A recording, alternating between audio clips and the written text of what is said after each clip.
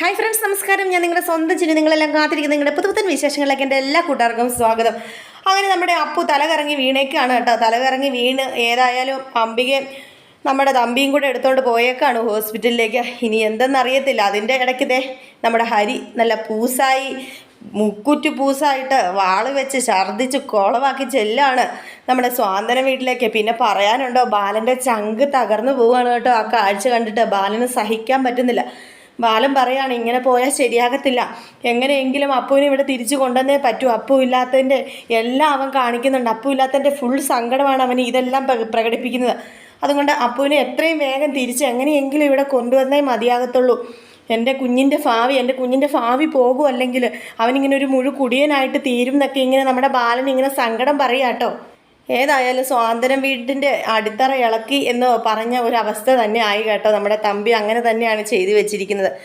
ഹരിയാണെങ്കിൽ ഒരു മനസമാധാനം ഇല്ലാതെ ഇപ്പം ഈ അവസ്ഥയിലായി. നമ്മുടെ സ്വാതന്ത്ര്യം കുടുംബത്തിന് ഫുൾ വീഴ്ചകളാണ് വരുന്നത് കേട്ടോ.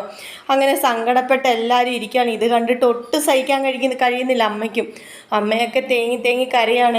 എൻ്റെ ഹരിമോൻ ഇത് പറ്റിയല്ലോ, എൻ്റെ ഹരിമോൻ അപ്പുവിനോട് അവൻ അത്രയ്ക്ക് സ്നേഹമാണ്, അവക്കൊന്ന് വന്നുകൂടെ എന്ന് വരെയാണ് നമ്മുടെ അമ്മയൊക്കെ ഇങ്ങനെ സംസാരിക്കുന്നത്. കൂടെ ഒന്നും അറിയത്തില്ലാത്ത നമ്മുടെ കണ്ണന് വരെ വിങ്ങി പൊട്ടേണ്ട അവസ്ഥയാണ്. ഈ വിടുവായിത്തരങ്ങളൊക്കെ പറഞ്ഞാലും കണ്ണന് ഏട്ടന്മാരെന്ന് വെച്ചാൽ ജീവനാണല്ലോ. അങ്ങനെ നമ്മുടെ അംബിക വിളിക്കുക കേട്ടോ, ദേവീനെ വിളിക്കുകയാണ്. ഇങ്ങനെ മോള് ഹോസ്പിറ്റലാണ് എന്ന് പറയാൻ വേണ്ടി വിളിക്കുകയാണ് കേട്ടോ.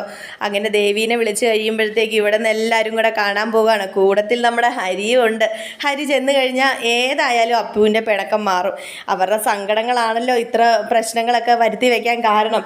അങ്ങോട്ടും ഇങ്ങോട്ടും പിടിവാശി പിടിച്ചിരിക്കുന്ന അല്ലാതെ മനസ്സിൽ അവർക്ക് യാതൊരു ദേഷ്യങ്ങളൊന്നുമില്ല. എങ്ങനെയെങ്കിലും രണ്ടുപേർക്കും ഒന്നിക്കണം എന്നായിരിക്കും മനസ്സിലും ആഗ്രഹം. എന്നാലും ഇച്ചിരി വാശിയൊക്കെ പിടിച്ചിരിക്കണമല്ലോ. നമ്മുടെ ജീവിതമാകുമ്പോൾ അങ്ങനെയാണല്ലോ. എപ്പോഴും ഇങ്ങനെ സന്തോഷിച്ചിരുന്നാൽ പോരല്ലോ, ഇച്ചിരി ഇണക്കവും പിണക്കമൊക്കെ വേണമല്ലോ എന്ന് അവർക്കും ഒന്ന് തോന്നിക്കാണും. ഈ പിണക്കം കഴിഞ്ഞുള്ള ഇണക്കത്തിന് ഇച്ചിരി മധുരവും കൂടെ ഉണ്ടല്ലോ.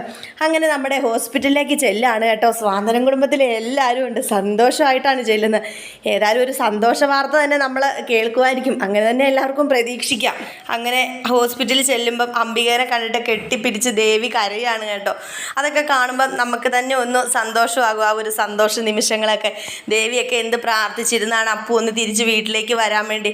ഏതായാലും എല്ലാവരുടെയും കണ്ണ് നനച്ചെങ്കിലും നല്ലൊരു കാര്യത്തിന് വേണ്ടി തന്നെ ആയിരിക്കുമല്ലോ ഇത്. ഒന്ന് ഹോസ്പിറ്റലിലാകുമ്പോൾ എല്ലാവരും ഒന്ന് പേടിച്ച് പോയെങ്കിൽ പോലും നല്ലൊരു കാര്യം നടക്കാൻ വേണ്ടി അത് മുഖേന ഒന്ന് ഇടയായല്ലോ. അങ്ങനെ നമ്മുടെ ഹരിയും കൂടെ കയറി കാണുകയാണ്. ഹരി ഇങ്ങനെ കയറി കണ്ടിട്ട് ഇങ്ങനെ കയ്യിലൊക്കെ പിടിച്ച് കരയാണ് കേട്ടോ രണ്ടുപേരും. ആ ഒരു സീനൊക്കെ പ്രമോയിൽ കാണിക്കുന്നുണ്ട്. അടിപൊളി കിടുക്കാച്ചി സീനുകളാട്ടോ അതൊക്കെ. നമ്മൾക്കത് കാണുമ്പോൾ തന്നെ നമുക്ക് രോമാഞ്ചം കയറുന്ന കുറച്ച് സീനുകളൊക്കെ ഉണ്ട്. പിന്നെ 8ൻ്റെ മണി കിട്ടിയിരിക്കുകയാണ് നമ്മുടെ തമ്പി ഇങ്ങനെ കല്യാണാലോചനയൊക്കെ നടത്തി മകളെക്കുറിച്ചൊരു സ്വപ്നമൊക്കെ കണ്ട് വലിയ മാന്യനെയും സമ്പന്നമായ ഒരു ചെറുക്കനെയൊക്കെ കണ്ടെത്തി വിവാഹം കഴിച്ചു കൊടുക്കണമെന്ന് ഒത്തിരി ആഗ്രഹിച്ച് ഇങ്ങനെ പറയുകയല്ലായിരുന്നു അംബികയോട്. ഏതായാലും ആ സമയം തന്നെ ദൈവം കറക്റ്റ് പണി കൊടുത്തു. അതാണ് പറയുന്നത്, ദൈവം ഇപ്പം പിന്നെ അല്ല, അപ്പം തന്നെ പണി കൊടുക്കും. അങ്ങനെ ഏതായാലും തമ്പിയുടെ ആഗ്രഹങ്ങളും മോഹങ്ങളൊക്കെ ഇവിടം കൊണ്ട് അവസാനിക്കുമായിരിക്കും. പിന്നെ തമ്പി ആയതുകൊണ്ട് പറയാൻ പറ്റത്തില്ല, ഇതിൻ്റെ ഇടയിൽ കൂടെ എന്തെങ്കിലും തിരികെയൊക്കെ വേറെ പ്രശ്നങ്ങളൊക്കെ ഉണ്ടാക്കുമായിരിക്കുമോ എന്ന്.